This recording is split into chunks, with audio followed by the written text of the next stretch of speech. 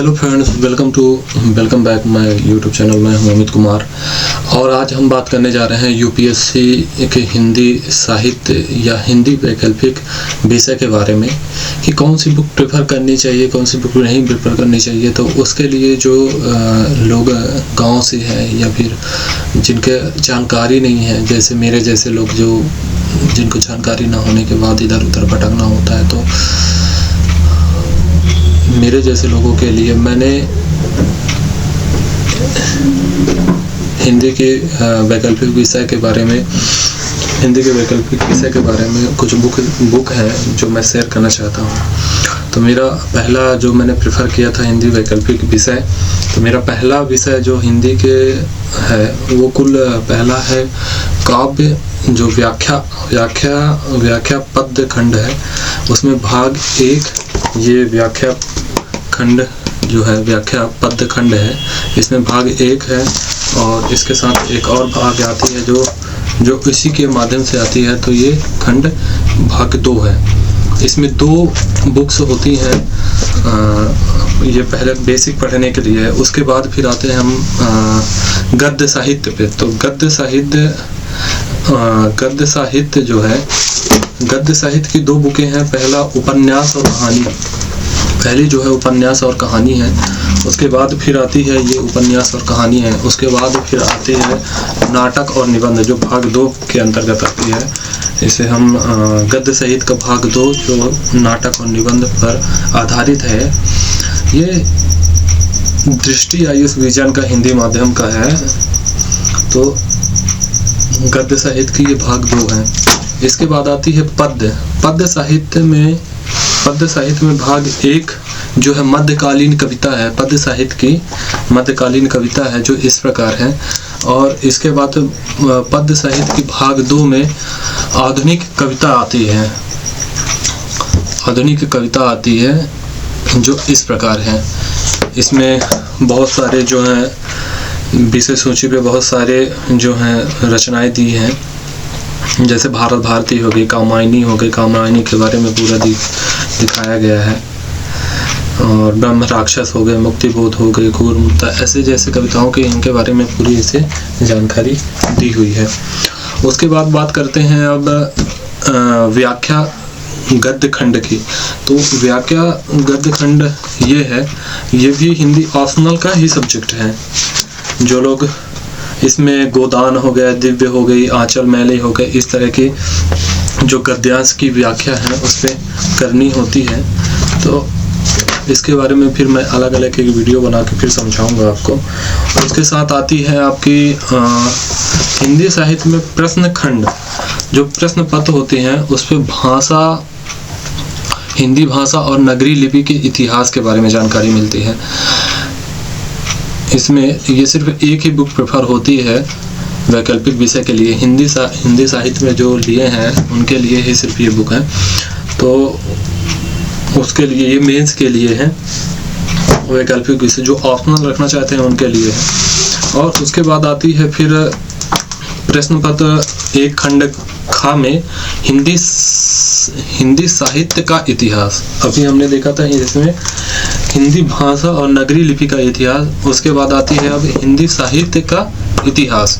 तो हिंदी साहित्य के इतिहास में 2 भाग होते हैं इसके, प्रथम ये और द्वितीय हिंदी साहित्य के इतिहास का ये। इसमें भी अलग अलग जो है रचनाएं दी हुई हैं, जैसे भारत हिंदू युग हो गए, द्विवेदी युग हो गई, छायावादी युग हो गई, है ना, प्रगतिवादी युग हो गए, प्रयोगवाद हो गई, नई कविता हो गई, समकालीन हो गई। इनके बारे में विशेष जानकारी इसमें दी हुई है। इसके बाद बात करते हैं हम हिंदी साहित्य का इतिहास, जो इसके 3 भाग हैं। हिंदी साहित्य खंड 2, हिंदी साहित्य 3 है। इसमें भी वही है, शायद हिंदी उपन्यास का विकास के बारे में इसमें बताया गया है। इसमें कविता के बारे में बताया गया था सेकेंड में, इसमें विकास के बारे में बताया गया है। अब बात करते हैं हिंदी जो वैकल्पिक विषय पढ़ने के बाद उसको अभ्यास करने की बारी आती है। तो उसके लिए जो है दृष्टि अपनी निकाली है अपनी, जो अभ्यास प्रश्न पत्र व उसके मॉडल अभ्यास प्रश्न पत्र व उनके मॉडल उत्तर प्रश्न। तो इसमें क्वेश्चन हैं, उनके आंसर भी दिए हुए हैं, तो उन्हीं को हल करना या उसी के बारे में जैसे समझने की कोशिश करते हैं, तो वो सब के बारे में जानकारी दी गई है। तो इसमें ये प्रश्न पत्र क्रमांक 1 और ये प्रश्न क्रमांक 2 है। जो भाग 2 है जिसमें कबीरदास के बारे में, जायसी के बारे में, सूरदास जी के बारे में, तुलसीदास जी के बारे में, इन सब के बारे में जानकारी दी हुई है कि कैसे उनकी कविताएं हैं, कैसे उनको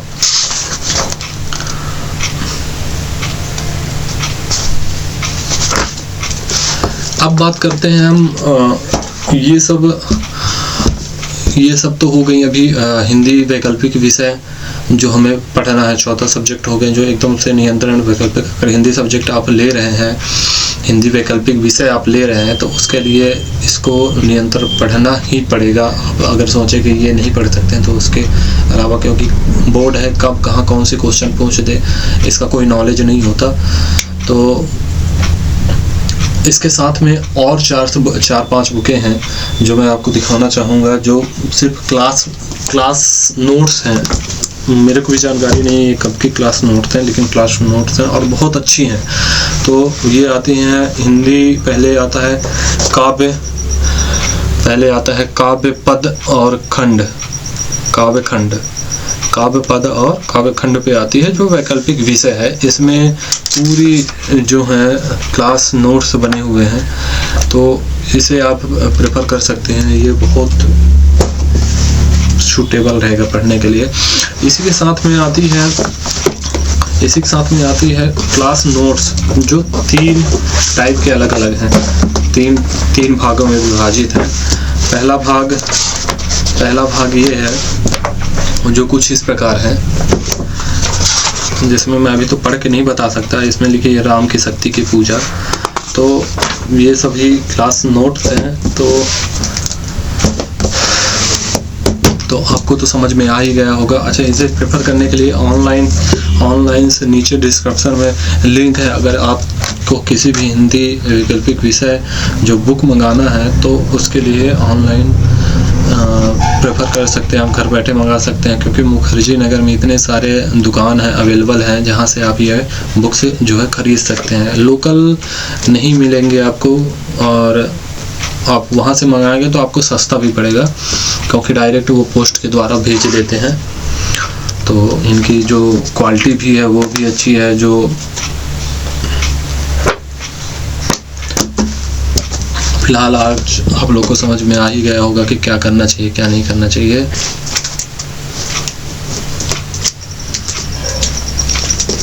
कुल मिला के 18 बुकें हैं। टोटल यूपीएससी वैकल्पिक विषय में जो है 18 बुक लिस्ट है। इनकी तैयारी करने के लिए अभी से मेहनत करना चालू कर दीजिए। और मैं आप लोग के लिए एक वीडियो जो है प्रतिदिन यूपीएससी का एक सब्जेक्ट जो है, हर एक सब्जेक्ट के ऊपर एक दिन जो है ये आधे घंटे 1 घंटे का सेशन लेके आने वाला हूँ, कोर्स करवाने वाला हूँ। कोई एक टॉपिक भी नहीं, प्रतिदिन एक टॉपिक पे बात करेंगे और उसी टॉपिक के में पढ़ाई करेंगे या फिर जानेंगे। इससे हमारा कॉन्सेप्ट जो है वो क्लियर होगा।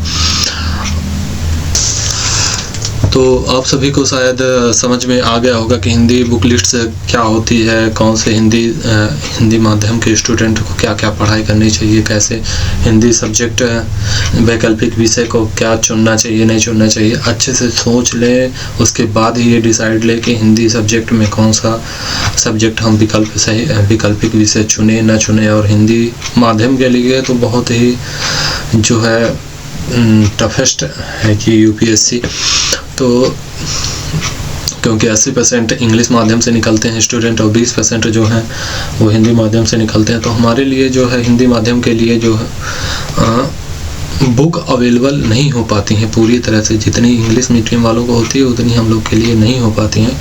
तो विशेष ध्यान दें इस बात पे। और कैसा लगा आप लोग को ये वीडियो ज़रूर शेयर करें, कमेंट करके बताएं और सब्सक्राइब ज़रूर करें, ताकि मैं और जो है अभी यूपीएससी की बुक लिस्ट जो है पूरी शो करने वाला हूँ कि कौन कौन से बुक लिस्ट होती हैं और कहाँ से क्या क्या पढ़ाई करनी चाहिए। धन्यवाद। जय हिंद।